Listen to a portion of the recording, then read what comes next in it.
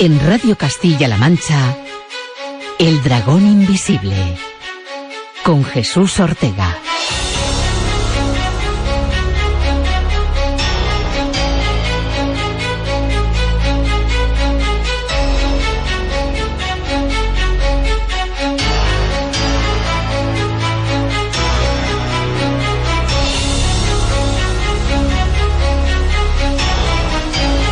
¿Qué tal? Bienvenidos una semana más a El Dragón Invisible en Radio Castilla-La Mancha.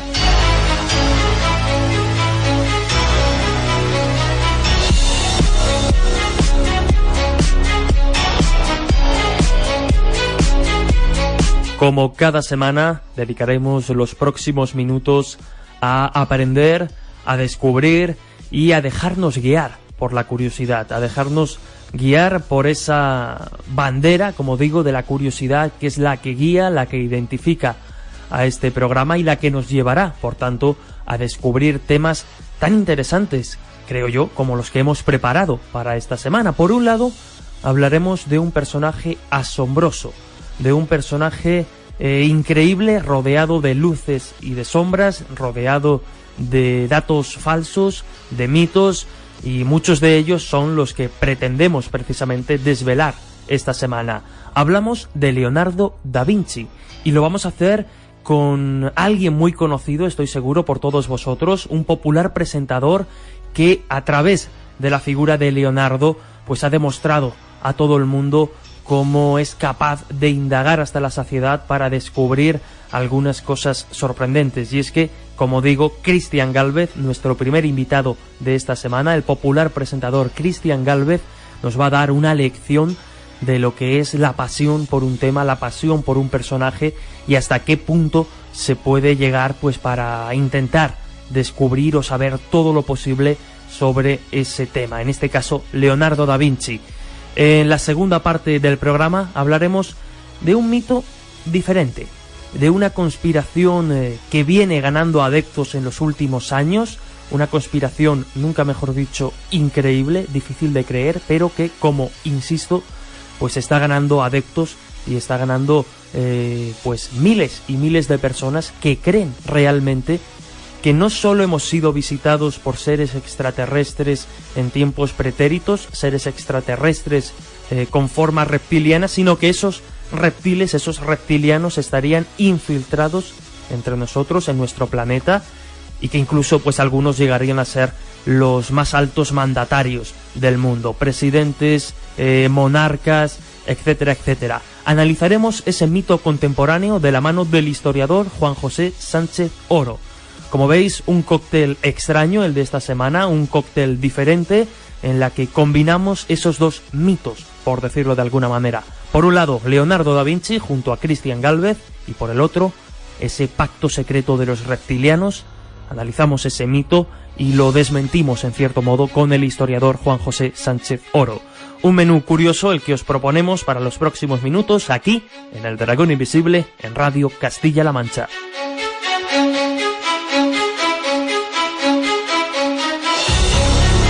Descubre el misterio de una forma diferente. En Radio Castilla-La Mancha, El Dragón Invisible, con Jesús Ortega.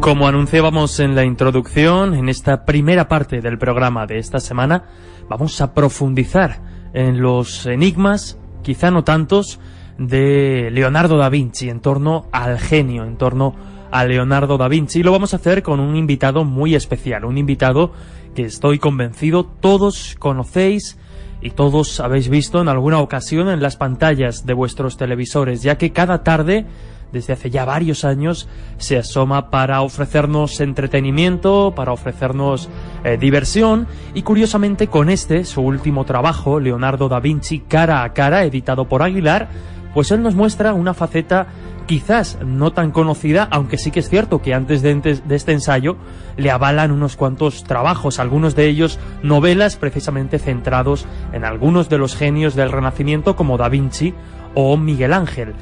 Como digo, esta semana nos acompaña Cristian Gálvez, el famoso presentador que ha sido nombrado recientemente experto mundial, ahí es nada, en la figura de Da Vinci.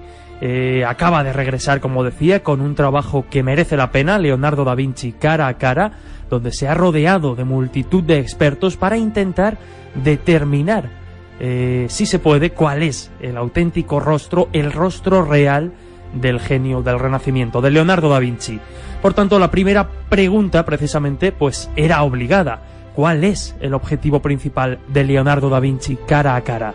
El objetivo fundamental, no solo de esta obra de divulgación científica o ensayo periodístico, como quieran llamarlo, sino de, digamos, toda mi pasión por Leonardo es un poco la justicia, realmente, es buscar justicia, ¿no?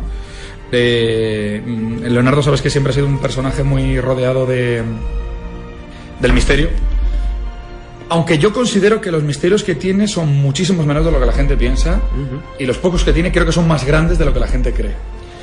Entonces, con este libro lo que se aprende a hacer un poco justicia no con el genio, pero sí con el ser humano, sí con el hombre, de carne y hueso, el ganador, el perdedor.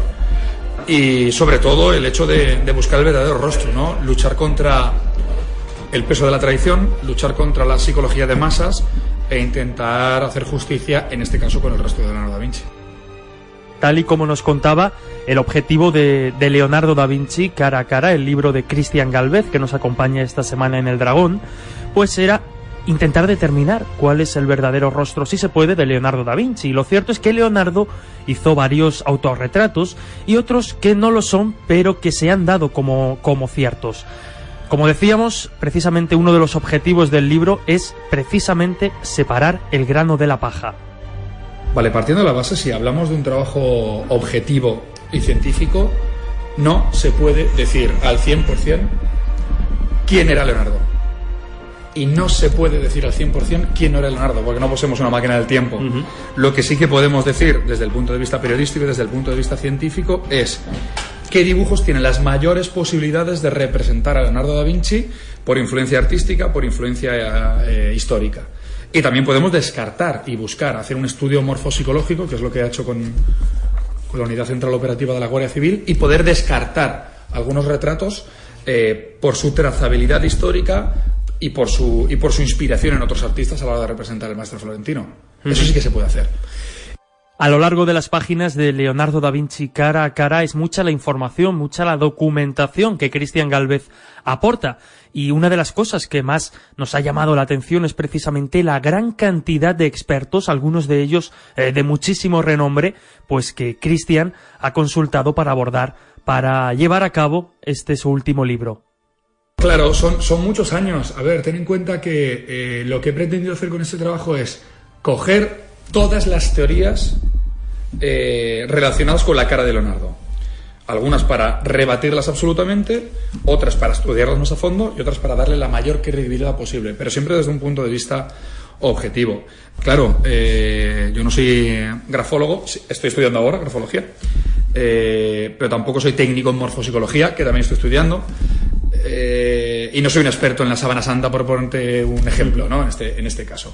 Entonces, qué mejor que ir a las fuentes directamente. Es decir, yo no tengo, por ejemplo, el autorretrato de Turín. Vayamos a la Biblioteca Real de Turín, hablemos con el director de la Biblioteca Real de Turín y veamos primero en qué condiciones está ese dibujo, cómo lo mantienen, qué porcentaje de fiabilidad le dan a la persona representada en ese dibujo, y a partir de ahí hacer una serie de comparativas, insisto, hacer una serie de trazabilidad histórica y artística y sacar unas conclusiones. Pero claro, es que, ¿sabes qué pasa? Que creo que en el mundo de la investigación periodística aplicado a la ciencia no existe el yo, no existe la exclusiva. Decía Stephen Hawking, ¿no? Trabajamos a hombros de gigantes. Sí, tiene que existe un nosotros. Eso es. Es que existe un nosotros. Un apoyo en diferentes disciplinas. Es que si yo con un equipo de especialistas que apoyen mis teorías, rebatan mis teorías, dialoguemos sobre mis teorías, me ofrezcan su talento, como Roskin, como Martin Kemp, como todas estas personas, no podría llegar a una serie de conclusiones en un trabajo. Una de las cosas que más nos ha sorprendido leyendo el libro Leonardo da Vinci cara a cara es pues las páginas, el interés que Cristian Gálvez muestra por la sábana santa, porque sí que es cierto que, claro, a la hora de analizar sus rostros hay quienes mantienen que la sábana santa fue realizada por Da Vinci, y no solo eso, sino que es hasta cierto punto un autorretrato del propio Da Vinci. Así que hemos querido preguntar pues precisamente la opinión, las conclusiones de Cristian Gálvez a este respecto. No. Y yo soy un apasionado de la sindonología. Ya me gustaría a mí, pero creo que es mucho. Creo que todo lo relacionado con la Santa Síndone es bastante más mágico que el hecho de que Leonardo pudiera hacerlo, ¿no? Se baraja la teoría de que podría ser la primera fotografía de la historia. Hay un documento de venta, si no me equivoco, en la Casa de Saboya, como cuenta muy bien mi amigo Julio Morbizón Preney, en 1453. 1453. Leonardo nace en 1452, es decir, por muy genio que fuera, con un año no me lo imagino ni con barba ni haciendo eso, ¿no? Entonces, no, descartamos todas las teorías porque no se sustentan bajo ningún documento oficial histórico, para nada. Luego podríamos entrar en los temas de carbono 14, en los pólenes, claro, luego está que sí. Luego entraremos en el debate de si la persona que aparece en la sábana santa es o no es Joshua ben Joseph, Jesús de Nazaret. Eso es otra historia, en la que ahí no me pienso meter porque lógicamente esto es un libro de divulgación científica. Pero hay una trazabilidad, independientemente de la creencia religiosa o no, que permite establecer un patrón y un camino que siguió la sábana santa con respecto a los pólenes del carbono 14, ¿no? Aunque hay gente que todavía duda de la veracidad por el tema de la datación de ese carbono 14, que al parecer cogieron un hilo de un remiendo de la Edad Media. Pero eso es otro tema de discusión, es decir, en cuanto a lo que se refiere a Leonardo, no tiene nada que ver con la sábana. No, hoy. A lo mejor, quién sabe. Ten en cuenta que un tercio de los trabajos de Leonardo se han perdido. Imagínate que en ese tercio se encuentra y dice: a día de hoy no hay ninguna prueba de que Leonardo haya fabricado, gracias a Dios, nunca mejor dicho, la sábana santa. Pero al margen de lo que Cristian nos contaba sobre la sábana santa, pues también queríamos conocer pues su opinión, porque claro, si descartamos este polémico tema de la sábana santa, si descartamos que no fue Da Vinci, pues queríamos saber si para Cristian Gálvez no se trata la sábana santa de de una creación exclusivamente medieval en base a los datos, claro está, que él maneja. De hecho, estoy adscrito al Centro Español de Sindonología, sí. Y he investigado sobre el tema. No soy ni mucho menos ni un erudito, ni un experto, ni me van a dar un papel, ni nada por el estilo, ni tampoco lo quiero. Pero me llama mucho la atención, me parece muy curioso. Está en dos extensiones de la Santa Síndone. Pero para mí, viendo todas las pruebas y viendo esa incesante y esa necesaria, parece ser, campaña de descrédito para con la sábana santa, yo sigo pensando, pero no tengo ninguna prueba, de que es del siglo I después de Cristo. Y otro de los asuntos polémicos en torno a Leonardo da Vinci, a raíz de la famosa novela de Dan Brown, El Código da Vinci, es el tema de la Última Cena. Y como digo, teniendo en cuenta que ha sido nombrado experto mundial en Leonardo da Vinci, que ha trabajado durante tantos años pues documentación de todo tipo, ha viajado por diferentes países precisamente para documentar este trabajo, Leonardo da Vinci cara a cara, pues queríamos conocer su opinión después de, como decimos, un extenso trabajo dedicado al rostro de Leonardo, de la hipótesis de que él mismo, de que el propio Leonardo esté representado, se autorretratara en la Última Cena. El problema es, primero, la Última Cena. A ver, es que la Última Cena es... No sé si... La gente piensa que es la Gioconda, yo creo que es la Última Cena, la obra cumbre de Leonardo da Vinci, ¿no? Primero, es un estudio de perspectiva, es un estudio de fisonomía. El tema de la María Magdalena me hace mucha gracia. Es decir, no está representada María Magdalena. Primero, porque si uno estudia todo el imaginario de Leonardo, encontrará que todos los adolescentes que pinta Leonardo da Vinci son andróginos, son hermafroditas. Es decir, no sabrías distinguir a Baco o a San Juan Bautista si es hombre o si es mujer. Tiene esa feminidad, ¿no? Sobre todo cuando son adolescentes. Recordemos que Juan era el discípulo adolescente más joven de Jesús. Esto tiene que ver con la utilización, no lo sé, desde la ignorancia pregunto, ¿no? ¿Tiene que ver con la utilización de modelos femeninos para pintar a determinados personajes? Podría ser, pero es que fíjate lo que te voy a decir. Es que, aunque estuviese María Magdalena a la Última Cena de Leonardo, no es herejía. Es decir, es que 50 años antes, Fra Angelico ya pintaba últimas cenas en Florencia con María Maddalena allí. O sea, explícitamente. Es decir, intentamos dar una pátina enigmática a eso donde no la hay. Es decir, vale, supongamos que no es Juan, supongamos que es María Maddalena. Perfecto. Es que ya había María Maddalenas en las últimas cenas del Renacimiento. Leonardo no fue el primero. Y posiblemente, no lo sé porque después no lo he estudiado, no sería el último, pero Fra Angelico ya las pintaba. En el caso de la representación de la cara de Leonardo da Vinci en la última cena, yo creo que no, estoy convencido de que no. Porque partimos de una premisa falsa, y es que partimos de vamos a comparar esta cara con el autorretrato de Turín. Pero el autorretrato de Turín es Leonardo da Vinci. Claro. Es desplazar el problema al final. Claro, y yo, después de todo el estudio histórico, todo el estudio literario, todo el estudio artístico, y además con las pruebas científicas de los técnicos de la Unidad Central Operativa, no hay ninguna prueba, insisto, ni a nivel histórico, ni a nivel literario, ni a nivel artístico, ni a nivel científico, que demuestre que ese dibujo es Leonardo da Vinci. Es que ese dibujo aparece en 1810 por primera vez. Y hasta entonces, desde que murió Leonardo, hasta 1810, Leonardo era representado de otra manera diferente. Más basado en el retrato supuestamente realizado por Melching Windsor y por la tábula lucana. Pero el autorretrato no apareció hasta 1810 y no ejerció ninguna influencia posteriori. Con lo que partimos de una base que no es sólida.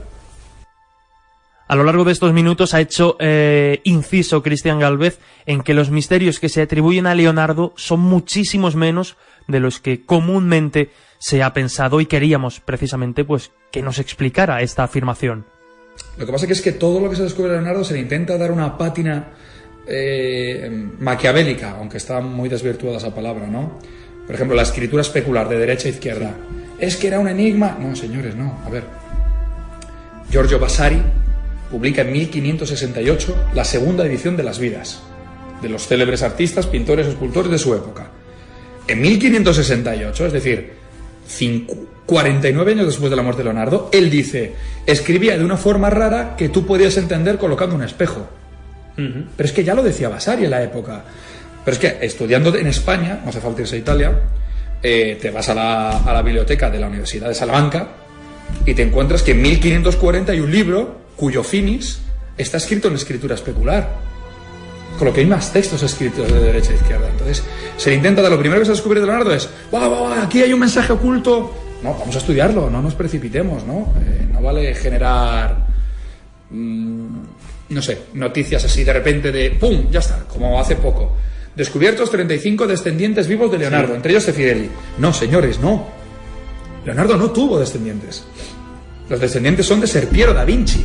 Eso es muy diferente. Claro, son descendientes del padre. Es decir, podrían compartir qué porcentaje mínimo de ADN. Pero no son descendientes directos de Leonardo. Porque, ¿sabes? Todo parece que no, es que es enigmático de por sí. Con lo que creo que es un error. Creo que es un error atribuirlo directamente. O sea, creo que tiene muchísimos más enigmas y muchísimos más mensajes ocultos Miguel Ángel que Leonardo. Y sin embargo, Miguel Ángel, como está ahí expuesto, no nos los planteamos. Sin más, solo nos queda, como siempre, agradecer los minutos que Cristian Gálvez tuvo a bien dedicarnos a este programa y también a la revista Enigmas, donde apareció parte de esta entrevista, y como no, pues desearle muchísima suerte con ese libro recomendable, Leonardo da Vinci cara a cara, donde profundiza en algunos de sus facetas, de las facetas del genio, e intenta determinar, ahí es nada, cuál fue el verdadero rostro de Leonardo.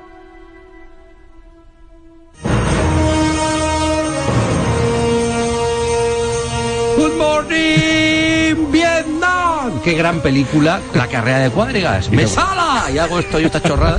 No, amigos, no es ni Robin Williams ni Charlton Heston, es Ramón García, nuestro Ramonchu, una figura indispensable de la televisión y de la radio desde los años 90 y que esta semana nos va a descubrir su vena cinéfila en Estamos de Cine. Tanto le gusta a Ramón el cine que ya nos ha preguntado por la última versión de La momia con Tom Cruise, y no solo le vamos a responder a eso, sino que le regalaremos un potente repaso a bandas sonoras que han tenido a las pirámides y las momias de todo pelaje como grandes referencias. Soy Roberto Lancha y este viernes a las 10 de la noche estaremos tan en buena compañía que tendremos que gritar eso de... Atrévete a descubrir lo que otros no cuentan. En Radio Castilla-La Mancha, El Dragón Invisible, con Jesús Ortega.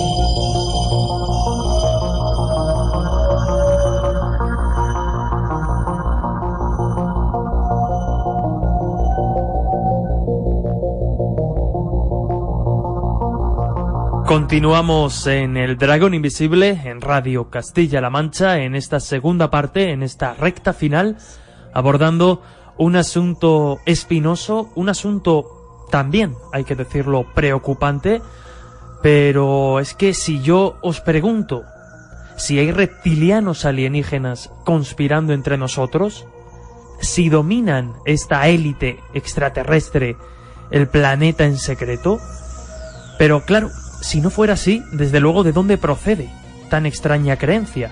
¿Por qué millones, y han oído bien, millones de personas la consideran cierta? Diferentes libros, webs, documentales, diferentes teóricos de la conspiración predican precisamente la existencia de que estas criaturas escamosas, estos reptilianos, gobiernan en secreto nuestro planeta. Se trata, como decía, de un mito contemporáneo, digno de analizar, y lo cierto es que es de agradecer que el que se haya decidido hacerlo y lo haya publicado en un libro titulado El Pacto, Reptilianos y Gobiernos, un mito contemporáneo, como digo, es de agradecer que haya sido Juan José Sánchez Oro, compañero historiador que ya ha estado con nosotros en algunas ocasiones, máster también en Ciencias de las Religiones por la Universidad Complutense de Madrid y vocal del Centro de Estudios Mirobrigenses.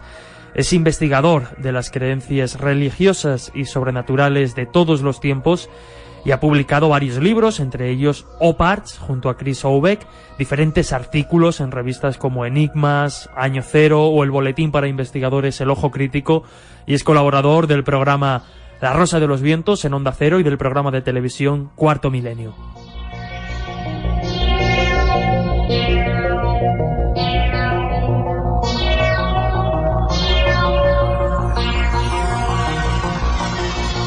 Pues, como siempre, es un auténtico lujo y un placer recibir en El Dragón Invisible a Juan José Sánchez Oro. ¿Qué tal, Juanjo? Bienvenido. Pues estupendamente, buenas noches, un placer estar aquí contigo otra vez.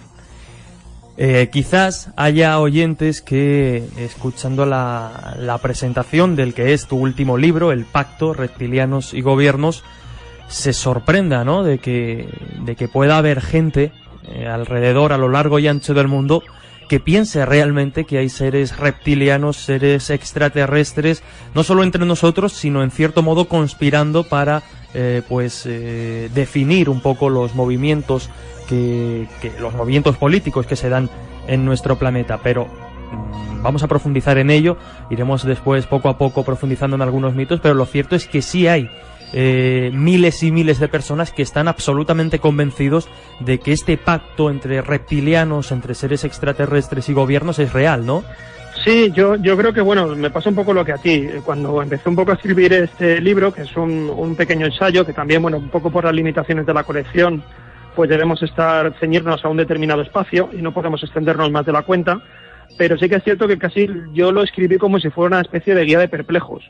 Porque es verdad que, como tú señalas, hay mucha gente que, no sé si lo cree firmemente, desde luego bastantes personas, y nosotros hemos tenido también ocasión de hablar con ellos, sí que creen en esto firmemente, que realmente hay una especie de élite oculta de alienígenas con características de reptiloides que son los que dominan el planeta y prácticamente nos tienen sometidos a una especie de granja cósmica, como si viviéramos en una Matrix, pero es que más allá de lo que sería la percepción personal que nosotros podemos tener, que a lo mejor es por el tipo de personas con las que nos relacionamos o el tipo de información que a nosotros nos gusta buscar por Internet, lo cierto es que hay datos más objetivos, ¿no? A mí hay uno que me llamó la atención, que tiene como unos 3 años de antigüedad, no tiene más, es una encuesta que se hizo en Estados Unidos, donde se preguntaba al público acerca de diferentes conspiraciones, o algunas muy típicas, como quién pudo matar a JFK, otras más dentro de la temática, por ejemplo, ufológica, si el gobierno de los Estados Unidos sabía algo del caso Roswell y si realmente ocultaba algún tipo de alienígena en alguno de sus hangares secretos, o incluso, por ejemplo, si Obama de alguna manera pertenecía a algún grupo musulmán, como muchas veces se decía, y entonces estaba hasta cierto punto también potenciando el yihadismo dentro de Estados Unidos. Bueno, pues dentro de todo lo que era esa enumeración de conspiraciones por las cuales se preguntaba al público norteamericano, se preguntó también por esta de los reptilianos. Ellos creían que realmente había una élite oculta de reptiles que dominaban nuestro planeta. Y lo curioso es que un 0,4 de los encuestados respondió afirmativamente. claro, un 0,4, si tú lo extrapolas a la población de Estados Unidos, que son en torno, era un 4% de los encuestados, que si lo extrapolas, hice el cálculo y eran como unos 12 millones de personas.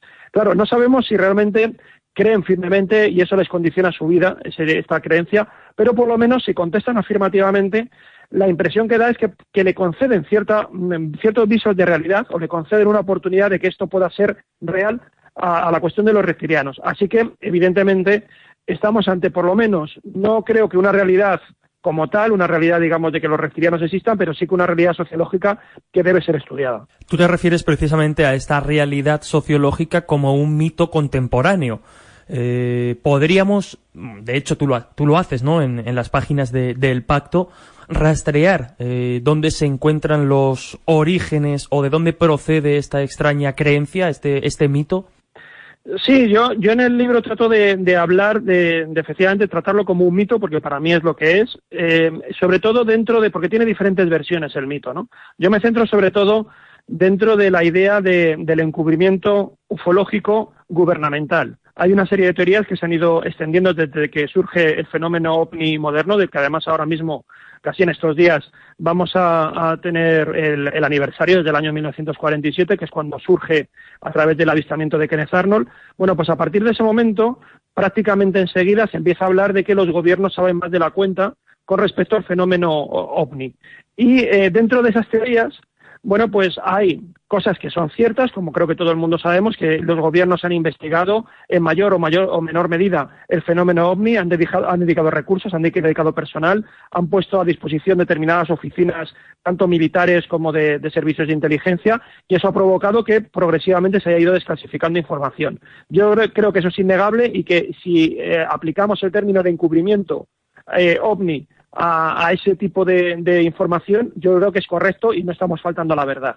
Donde yo creo que ya las cosas se exageran, cuando hablamos ya de que ha habido un pacto entre los alienígenas y los gobiernos. Y es en ese tipo de teorías que han ido evolucionando con el tiempo, es a las que yo le presto atención en el libro. Y algunas de esas teorías del encubrimiento ovni gubernamental y radical son las que han desembocado en el fenómeno reptiliano, que ahora mismo está muy de moda, ¿no? Por lo tanto, digamos que bebería de esas primeras fuentes del fenómeno ovni y la conspiración ufológica ligada a los gobiernos, en concreto sobre todo al gobierno de los Estados Unidos, y luego poco a poco, como digo, esto se ha ido enmarañando, ha habido diferentes teóricos de la conspiración, diferentes testimonios, y poco a poco ha ido convergiendo en un fenómeno nuevo que es hacer que la especie predominante alienígena, que estaría un poco detrás de todo o de casi todo, serían los reptilianos.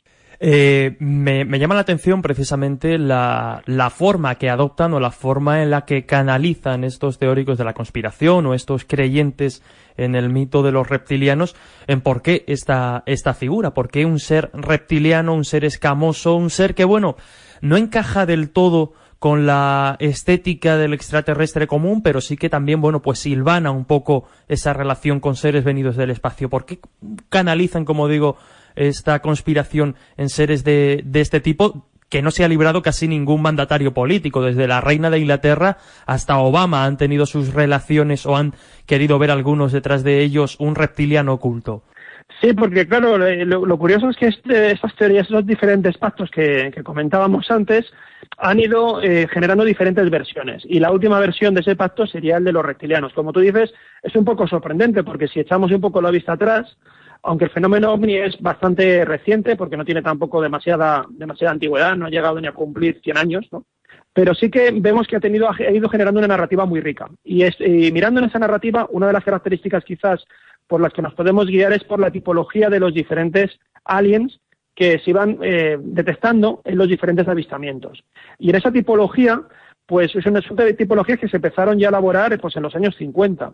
Y lo curioso es que los reptiles, en esas tipologías más antiguas, que se supone que estaban basadas en contactos, en encuentros con alienígenas, pues y por lo tanto en testimonios, no tenían demasiada presencia los reptiles.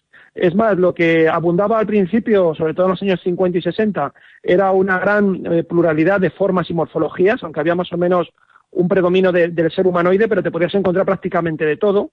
Y sin embargo, luego poco a poco, en torno a los años 60, finales de los 60, 70 y casi 80, lo que va a predominar es la figura del gris, sobre todo en Estados Unidos, y en Europa van a predominar mucho unas figuras más de tipo angelical, más de tipo nórdico, rubio, muy con características también humanas. Esos van a ser las dos especies predominantes dentro de lo que es la casuística ovni, pero de pronto surge también a finales ya de los 90, o en torno a los 90, surge de pronto la gran eclosión de los reptiles. Entre los 80 y 90 es cuando aparecen, y sin embargo no están respaldados por el testimonio, por ejemplo, de los abducidos. Tampoco está respaldado por el testimonio de aquellos investigadores que afirman haber localizado o tener datos fiables de que los gobiernos tienen cadáveres alienígenas. Bueno, pues ni entre los cadáveres, ni entre lo que sería el testimonio de los abducidos, tienen una presencia significativa los reptiles. Claro, esto es muy sorprendente porque de pronto cambia la pauta.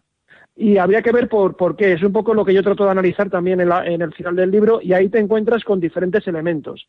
Te encuentras elementos que provienen de la ciencia ficción, por supuesto de la ufología, te encuentras también elementos que tienen que ver, por ejemplo, con la literatura, también con la ciencia. Es curioso porque también hay una corriente de paleontólogos que en un momento dado llegan a especular, pero de una manera quizás puramente lúdica, llegan a especular con la posibilidad de que los dinosaurios no hubieran desaparecido, o que algunos dinosaurios hubieran sobrevivido entre nosotros después del cataclismo de hace 65 millones de años, ¿no? Después de la caída de ese meteorito en las costas del Yucatán.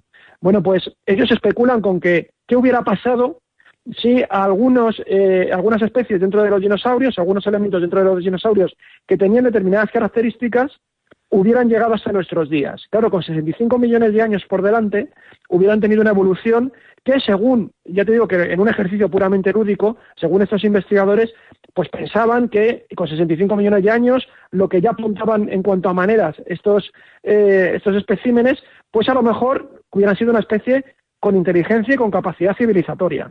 Y eso es lo que van a recoger algunos teóricos de la conspiración para argumentar que efectivamente eso no es solamente un entretenimiento lúdico científico, sino que es algo real, o que realmente pudo darse.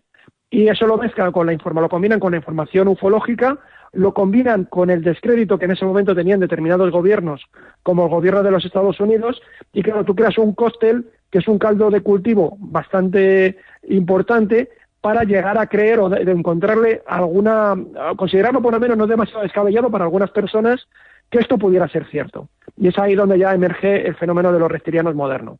Me llama mucho la atención precisamente la palabra que has utilizado porque se me venía a la mente, ¿no?, mientras hacías esta explicación, y es la palabra cóctel, porque al final lo que hacen es mezclar precisamente en una coctelera un montón de teorías, incluso intentando dotar a este mito contemporáneo que vemos que es relativamente reciente, el de los reptilianos concretamente, los 80, 90 como mencionas, pero intentan dotarlo pues con diferentes teorías pseudocientíficas, incluso agarrándose a determinados documentos históricos e interpretándolos libremente, pero intentan dotarlo de cierta antigüedad, como remontando este mito contemporáneo, este mito moderno, pues dándole unas bases absolutamente antiguas, ¿no?, que son incluso anteriores al ser humano.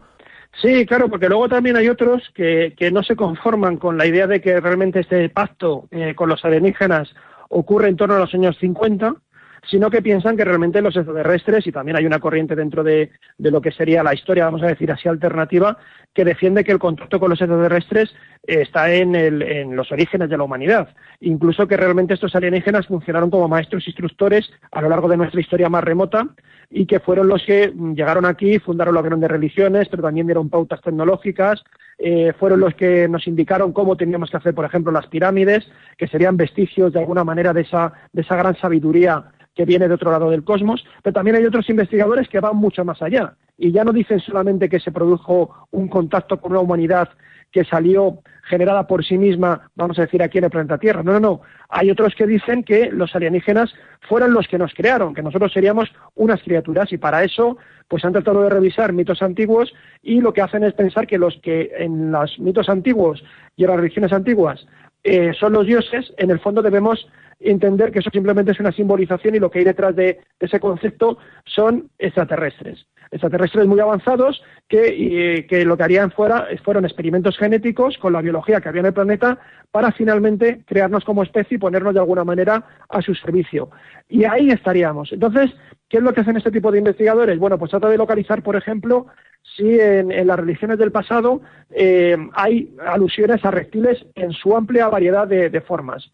Da lo mismo que sea una serpiente, por ejemplo, emplumada, que sea un animal que tenga alguna característica propia de un reptil, el culto a la serpiente, como te digo, o por ejemplo la presencia de los dragones, que también es muy característica de muchas mitologías clásicas. Bueno, pues ellos entienden que eso que hay ahí no son criaturas simbólicas, sino que son alusiones veladas a la presencia de los reptilianos desde el principio de los tiempos. Y de esa manera, como tú indicabas, pues le dan unas raíces muy profundas al fenómeno de los reptiles y en cierta medida ven confirmada su idea de que realmente ellos no es que hayan venido aquí, a la Tierra, no, es que nunca se han ido de aquí y nosotros somos su creación. Estamos viviendo en una especie de Matrix y que realmente como estamos absolutamente esclavizados por ellos.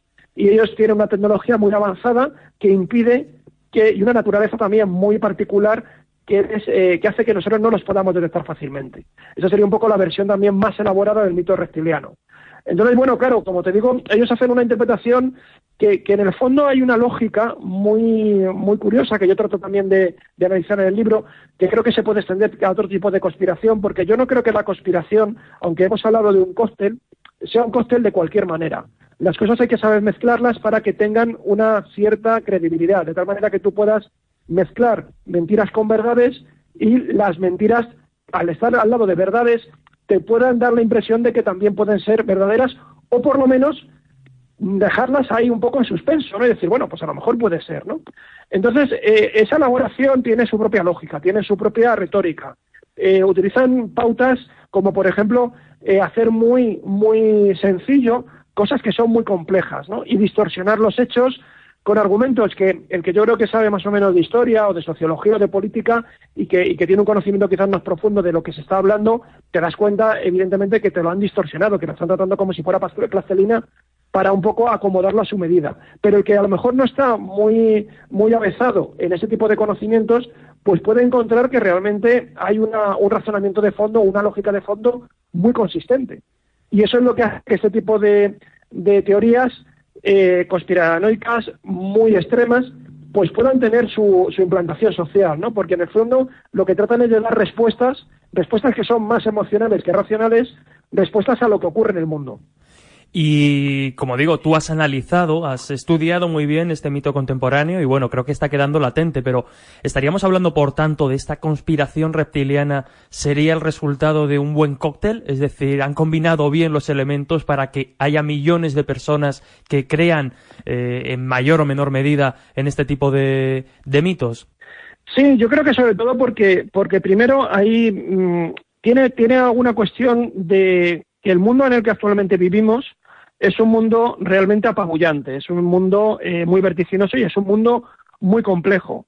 Hoy en día, además, con el fenómeno de la globalización, nuestro mundo se ha ensanchado enormemente y al ensancharse también se ha complicado porque ahora ya no hay prácticamente ninguna cuestión que ocurra en nuestro planeta que nos resulte ajena. De alguna manera que no nos sentamos hasta cierto punto responsables o por lo menos que tengamos que prestarle atención. Claro, eso ha hecho que, como te digo ahora, hay cantidad de cuestiones que se escapan a lo que es nuestro conocimiento. No es lo mismo el mundo que vivimos ahora que el mundo que vivían nuestros abuelos. Y por lo tanto, además, ha avanzado de una manera tan vertiginosa que muchas veces está dejando a la gente en la cuneta. Y no solamente hablemos de lo que es, por ejemplo, la cibertecnología, ¿no? Y todo lo que eso ha supuesto. Pues evidentemente, ante tal cantidad de cambios, ante la necesidad de que cada vez dependamos más de gente que sabe de cualquier campo, porque el mundo, como te digo, es muy complicado y debemos confiar en especialistas. Por eso se habla también, por ejemplo, de gobiernos tecnócratas, ¿no? Porque ya el gobierno no es una cuestión solamente de lo que nosotros queramos que sea nuestro país o nuestro ayuntamiento. Es que hay que tener un conocimiento de la materia tan amplio que las cosas no son tan sencillas como decir yo quiero que hagan algo aquí o vamos a querer que se baje un impuesto o todo lo contrario, o por qué no solucionamos este problema. Es que nos damos cuenta de que las cosas son verdaderamente muy, muy complicadas.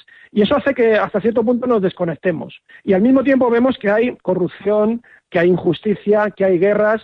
Sabemos perfectamente que los gobiernos nos engañan en mayor o menor medida. Sabemos perfectamente que la conspiración es uno de los motores de la historia. Así que ya prácticamente tenemos tal cantidad de información, de impactos informativos, que la desconfianza aumenta, la incomprensión aumenta, y sin embargo estos teóricos de la conspiración, cuando te presentan estos cócteles, son capaces de explicarte el mundo, no ya el mundo que tienes a tu alrededor, identificando cuáles son los culpables, quiénes son los responsables de los problemas.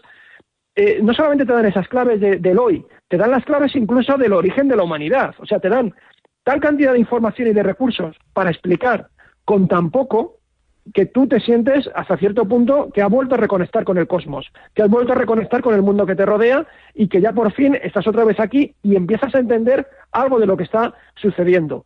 Yo creo que más bien lo que ocurre, como te decía antes, es que ellos distorsionan tanto los hechos, los reducen al mínimo y los moldean tanto que están tratando de explicar una realidad con una fantasía. Entonces, si antes estabas fuera de la realidad porque no entendías mucho de lo que está ocurriendo, ahora lo que te están haciendo es encadenarte a algo que tú crees que es la realidad, pero bajo mi punto de vista es una ficción, y por lo tanto, lejos de liberarte, te están esclavizando más. Pero bueno, ya digo, eso es un poco una opinión que trato de desarrollar también en el libro. Claro. Precisamente en el libro hablas de un año en concreto, el año 1954, y ahí aparece un personaje que tú defines, en cierto modo, como imprescindible para este tipo de teorías, que supone un elemento fundamental, y es Milton William Cooper. Háblanos un poco, porque en teoría, como bien decías, es a partir de los años 50 cuando ya se empieza a hablar precisamente de pactos. Sí, bueno, Cooper es uno de los teóricos que quizás más ha influido en lo que es el movimiento conspiranoico moderno. Una persona que además él mismo es quizás el ejemplo perfecto de cómo afectan este tipo de conspiraciones a las personas, porque él era un teórico de la conspiración que empezó a considerar que el fenómeno ovni no era un elemento que, digamos, tú tenías que investigar, era un enigma que había que descubrir qué naturaleza tenía, sino que le dio un poco la vuelta. Él pensaba que realmente el fenómeno ovni era lo que explicaba el mundo. Entonces pasamos, es una especie casi de transmutación alquímica, ¿no? Pasamos de algo que es una incógnita, que es algo que está pendiente de explicación, a justo todo lo contrario, algo que explica todo lo que nos rodea.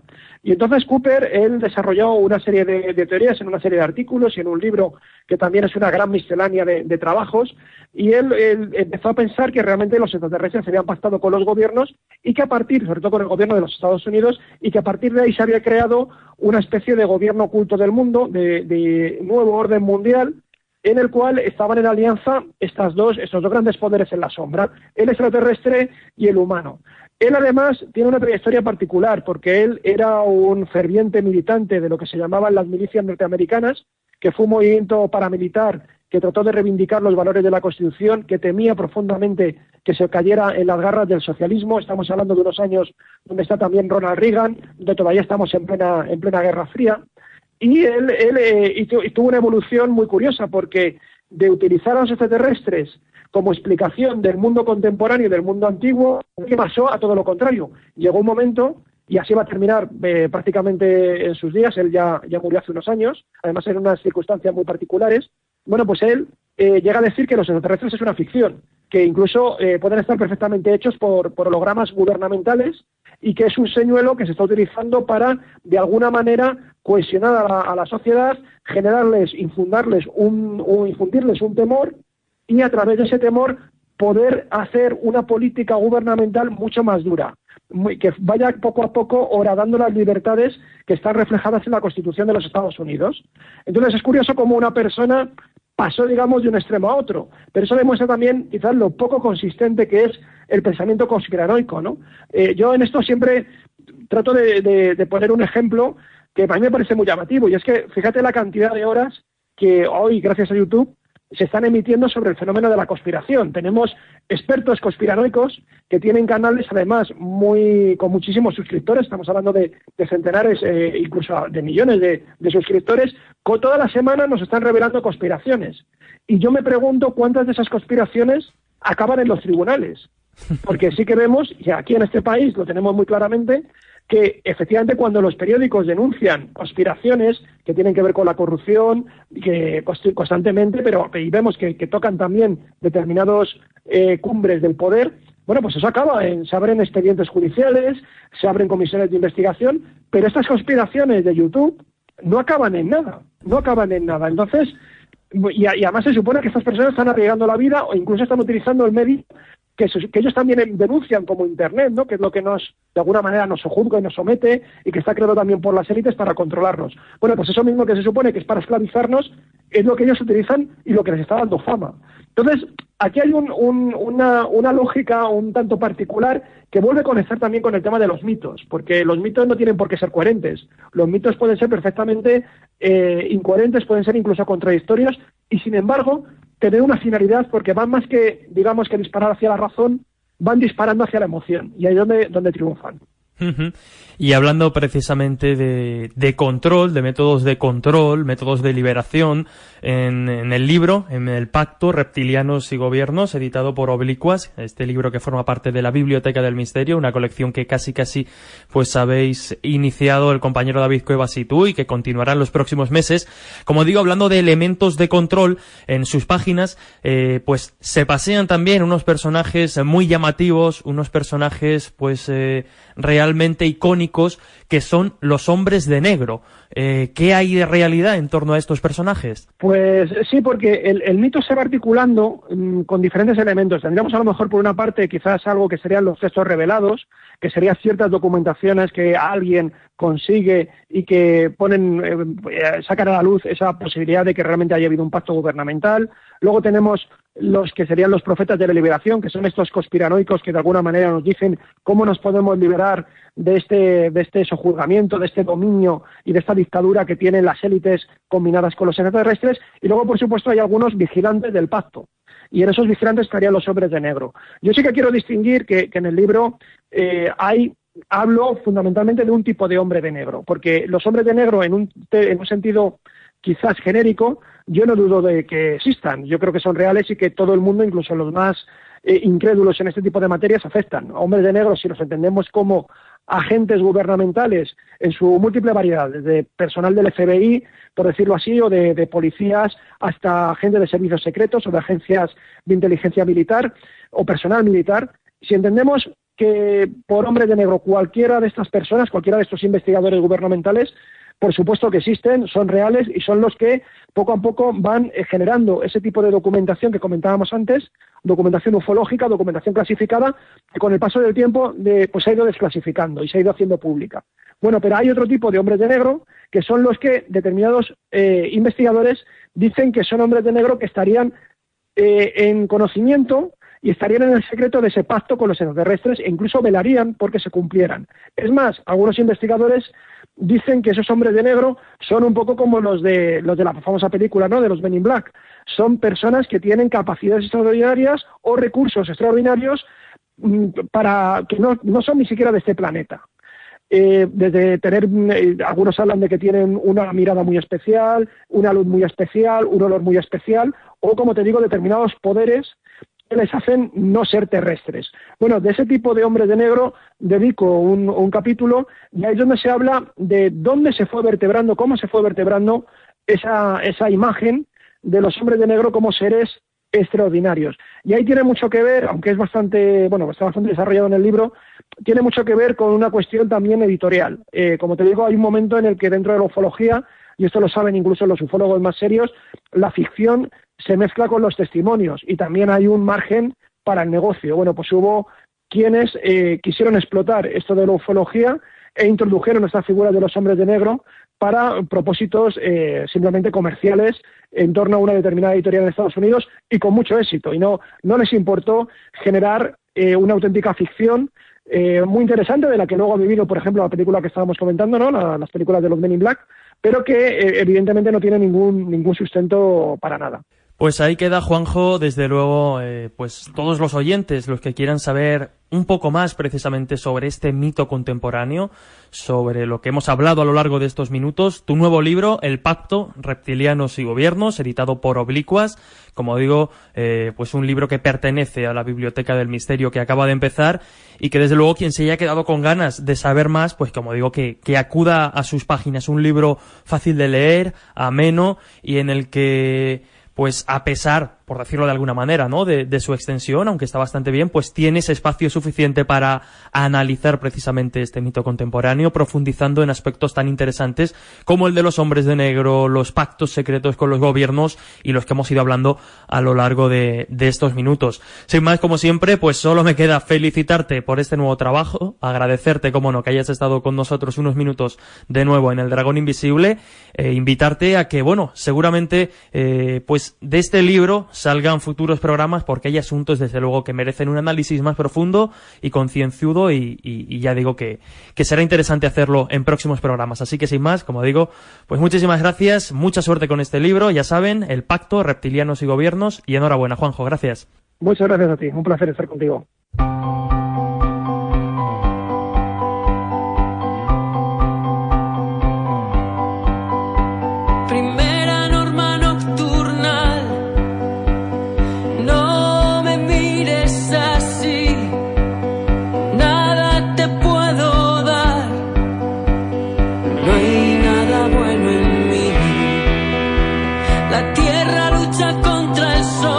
Nos despedimos, como siempre, una semana más con el deseo de que hayáis aprendido y de que hayáis disfrutado de una hora de radio en la que hemos intentado, pues, abordar dos temas bastante interesantes. Importante, la semana que viene El Dragón Invisible sale a la calle. Volvemos a realizar un programa en directo con público al que evidentemente estáis más que invitados. Puede acudir todo el que quiera. Será en Toledo a las 8 de la tarde el próximo miércoles 14 de junio, desde un marco incomparable, desde un lugar mágico cargado de leyendas, cargado de enigmas, el patio de la Plaza Amador de los Ríos número 2. Nos acompañarán dos grandes amigos, dos grandes profesionales y conocedores de las leyendas e historias secretas de Toledo. El periodista, director de las revistas Enigmas y Año Cero y presentador del espacio Enigmas de Nuestra Historia en D-Max, Lorenzo Fernández Bueno, y Daniel Gómez Aragonés, licenciado en Humanidades, experto en el tema visigodo, y como digo, con estos dos invitados descubriremos el Toledo más desconocido desde un lugar único. El patio de la Plaza Amador de los Ríos número 2 en Toledo, próximo miércoles 14 de junio a las 8. Sin más, como siempre, recordad que nuestras vías de comunicación siguen abiertas: el Twitter @dragón_cmm, el Facebook, nuestra página oficial El Dragón Invisible, y como no, el mail eldragoninvisible@cmmedia.es. También podéis descargar los programas en www.cmmedia.es, en iVoox y también en iTunes. Nos despedimos hasta dentro de 7 días, 6 en esta ocasión, porque nos vemos el próximo miércoles, como decíamos, miércoles 14 de junio a las 8 de la tarde, desde el patio de la Plaza Amador de los Ríos número 2 en Toledo, programa en directo del Dragón Invisible. Nos vemos allí en 7 días. Un abrazo.